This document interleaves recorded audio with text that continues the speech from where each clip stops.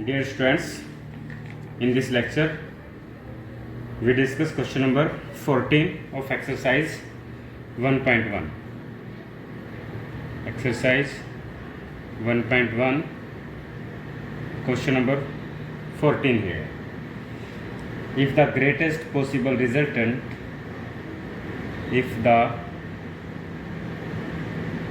greatest possible resultant of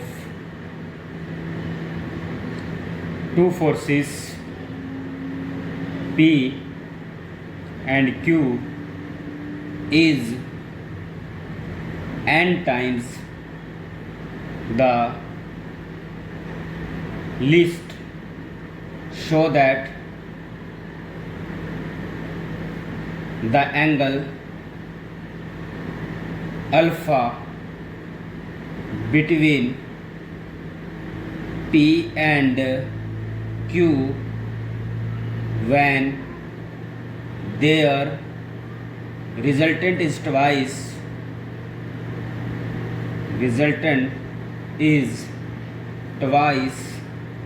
the square root of their product is given by tan square alpha 1 upon n square minus 2. Students, statement में क्या given है? Greatest possible resultant of two forces P and Q. दो forces हैं P and Q, उनका जो greatest possible resultant है वो क्या है बच्चों? n टाइम्स है. क्या है वो? n टाइम्स है. किसके n टाइम्स है? द लीस्ट, जो सबसे कम पॉसिबल फोर्सेस होगा. आपने कोरोलरी में पढ़ा था कि दो फोर्सेस पी और क्यू है, इनकी मैक्सिमम वैल्यू क्या होगी? Maximum value of the forces, maximum resultant की वैल्यू क्या होती है? आपने पढ़ा था कि मैक्सिमम रिजल्टेंट क्या होगा आपके पास? P प्लस Q होगा. क्लियर? इसी टाइप से आपने पढ़ा था maximum minimum force, minimum resultant value, resultant की वैल्यू मिनिमम कब क्या होती है? मिनिमम की वैल्यू आपके पास क्या होती है? P माइनस Q होती है. ओके स्टूडेंट्स, और स्टेटमेंट में क्या कहा गया है कि जो ये मैक्सिमम रिजल्टेंट है, जो ये ग्रेटेस्ट पॉसिबल रिजल्टेंट है P प्लस Q, ये आपका n टाइम्स है. किसके n टाइम्स है? The least. लीस्ट क्या है आपके पास? P minus Q according to statement of the question. तो this implies from that P plus Q is equal to NP plus NQ. This implies Q plus NQ is equal to NP minus P, और this implies Q 1 plus n, P common n minus 1, तो this implies Q is equal to P times of n minus 1 upon 1 plus n. It is the relationship between P and Q. Okay, अब second condition क्या दे रखी है कि when their resultant is twice. दो forces हैं आपके पास, एक फोर्स P है, एक फोर्स Q है. इन दोनों फोर्सेस के बीच का जो एंगल है वो आपके पास अल्फा है. इन दो फोर्सेस का जो रिजल्टेंट है उसको हम किससे रिप्रेजेंट करते हैं? R से. तो इस रिजल्टेंट पर कंडीशन है when their resultant is twice. R क्या है? वो ट्वाइस है. किसका ट्वाइस है? The square root of their product, square root of the product of their product of forces, given forces. Okay students, ये हमें क्या है? गिवन है, given in the statement. Also we know, आपको क्या पता है कि दो फोर्सेस P और Q acting at a point and R be the resultant of this two forces that can be given by R square is equal to P square plus Q square plus 2PQ cos alpha. Okay student, putting the value of R here, that becomes 4PQ P square plus Q square plus 2PQ cos alpha.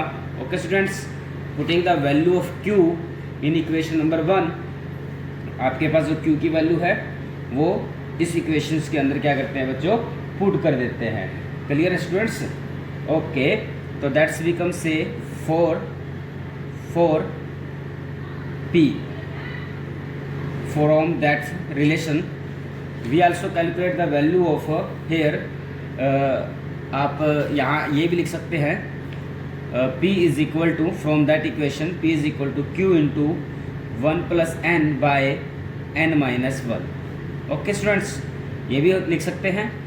Okay, तो putting the value of P in term of Q here, तो that becomes say Q into 1 plus n by n minus 1. Here is Q which is equal to P square Q square 1 plus n square n minus 1 square plus Q square plus 2P.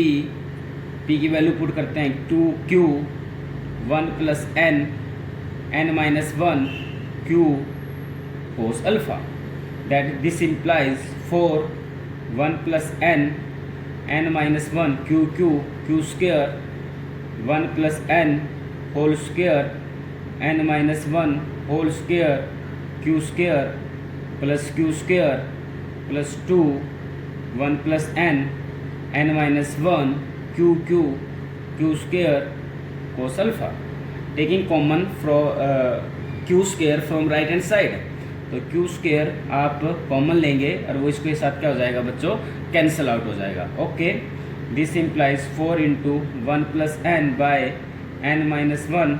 Taking LCM here n minus 1 का whole square. यहाँ बन जाएगा आपके पास 1 plus n का whole square, यहाँ जाएगा n minus 1 का whole square.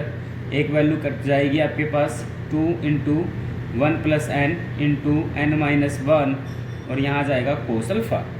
एक पावर यहाँ कैंसिल हो जाएगी और क्रॉस मल्टीप्लाई करेंगे तो 4 into n plus 1 into n minus 1 n square minus 1 1 plus n square plus 2n n square plus 1 minus 2n plus 2 into n square minus 1 cos alpha.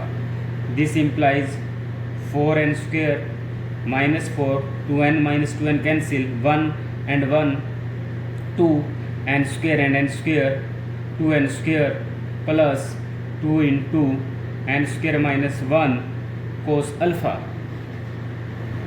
This implies from that 4n square minus 2n square, so here is 2n square minus 4 minus 2 minus 6 which is equal to say 2 into n square minus 1 into में cos alpha. Okay students, from that so this implies cos alpha is equal to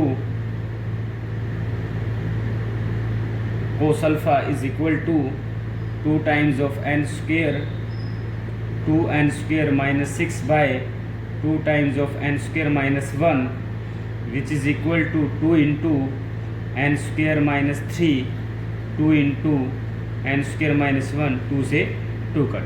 okay students, clear है. हमने क्या देखा कि 4n square minus 4 is equal to that term. 2n square को इधर adjust करेंगे तो 2n स्क्वायर आ जाएगा, माइनस 4 और 2 को इधर लाएंगे तो माइनस 6 आ जाएगा और ये टर्म यहाँ से कोस अल्फ़ा की वैल्यू निकाल ली हमने. ओके स्टूडेंट्स, तो हमारे पास जो बच्चों कोस अल्फ़ा की जो वैल्यू आती है वो आती है n स्क्वायर माइनस 3 और divide by n square minus 1. But हमें शो क्या करना है, हमें ये शो करना है कि उन दो फोर्सेस के बीच में जो एंगल अल्फ़ा है वो क्या बन जाए, tan स्क्वायर अल्फ़ा, जो इस कंडीशन को क्या करता हो, सेटिस्फाई करता है. Means tan square alpha by 2 tan square alpha by 2 is equal to 1 upon में n स्क्वायर माइनस 2. तो हमारा टारगेट क्या है बच्चों, अब इस कोस अल्फ़ा को कन्वर्ट करना है इसमें tan स्क्वायर अल्फ़ा बाई 2 में. और इसको कन्वर्ट करने के लिए आपको पता है trigonometric formula, tan square alpha by 2 किसके इक्वल होता है, 1 minus cos alpha divide by 1 plus cos alpha के इक्वल होता है. पता है ना स्टूडेंट्स. तो अब इस कोस अल्फ़ा का यूज़ करके हम निकाल लेते हैं 1 minus cos alpha 1 minus n square minus 3 by n square minus 1. Here is n square minus 1 n square minus 1 minus n square plus 3 n square से n square cancel 3 minus 1 2 by n square minus 1. Clear है students. Similarly हम निकाल लेते हैं 1 plus cos alpha 1 plus N square minus 3 by N square minus 1 which is equal to N square minus 1 here LCM लिया तो यह आ जाएगा N square minus 1 plus N square minus 3 तो 2n square minus 4 divide by N square minus में 1 which can be written as 2 into N square minus 2 by N square minus 1। तो therefore बच्चों tan square alpha by 2 1 minus में cos alpha divide by 1 plus cos alpha which is equal to 1 minus cos alpha 2 by N square minus 1 और 1 plus cos alpha is equal to 2 into N square minus 2 by N square minus 1। तो that term is equal to 2 by N square minus 1 multiply by N square minus 1 2 into में N square minus 2। ये इसको cut कर देगा बच्चों, आपके पास आ जाता है 1 अपॉन में N square minus 2। Clear students? तो therefore tan square alpha by 2 is equal to 1 by N square minus में 2। क्लियर है? हमें शो भी क्या करना था, tan square alpha by 2 is equal to 1 upon में एन स्क्वेयर माइनस 2 और यहाँ पर भी हमने क्या दिखा दिया है, सेम। Okay students? ओके, तो इस क्वेश्चन में सिर्फ एक चीज़ समझने की थी कि greatest value of two forces क्या होती है और least value of two forces क्या होती है। ये हम पहले आर्टिकल में भी पढ़ चुके हैं। ग्रेटेस्ट मतलब maximum value of two forces is P plus Q and least value of two forces is P minus Q. Clear students? ये आपके पास ग्रेटेस्ट वैल्यू है, ये आपके पास लिस्ट वैल्यू है। स्टेटमेंट में कहा गया है कि जो ग्रेटेस्ट वैल्यू है वो लिस्ट वैल्यू की क्या है बच्चों, n टाइम्स है। इस कंडीशन का यूज़ करके हम q को इन टर्म ऑफ p लिख सकते हैं या p को इन टर्म ऑफ q लिख सकते हैं। फिर स्टेटमेंट में एक कंडीशन और दे रखी है कि रिजल्टेंट इज ट्वाइस, जो रिजल्टेंट है वो बच्चों वो ट्वाइस है। ट्वाइस है किसका, square root of their product, मतलब r is equal to twice of square root of their product. Okay, और आपको ये भी पता है कि जब दो फोर्सेस किसी पॉइंट पे एक्ट करते हैं तो उनके रिजल्टेंट अगर r है तो उसको क्या लिखते हैं, R square is equal to P square plus Q square plus 2pq cos alpha. R की वैल्यू यहाँ से रिप्लेस कर दो। अब इस आइडेंटिटी को, इस इक्वेशंस को हमें सोल्व करना है। इसको या तो p, इस पूरी इक्वेशन को या तो q की टर्म में चेंज कर लो या इसको p की टर्म में चेंज कर लो। हमने इसको पूरी इक्वेशन को q की टर्म में चेंज किया, q इसमें से एलिमिनेट हो जाता है और किसकी वैल्यू निकाल लेते हैं बच्चों, हम कोस अल्फा की वैल्यू निकाल लेते हैं यहाँ से। जब आपको पास कोस अल्फा की वैल्यू निकल जाती है, कोस अल्फा की वैल्यू निकल जाती है तो कोस अल्फा की वैल्यू को यूज़ करके हमें किसकी वैल्यू निकालनी है, tan स्क्वेयर अल्फ़ा बाई 2 और उसको शो क्या करना है कि वो किसके इक्वल आ जाए, 1 अपॉन एन स्क्वेयर माइनस 2 के इक्वल आ जाए। Okay students, thanks.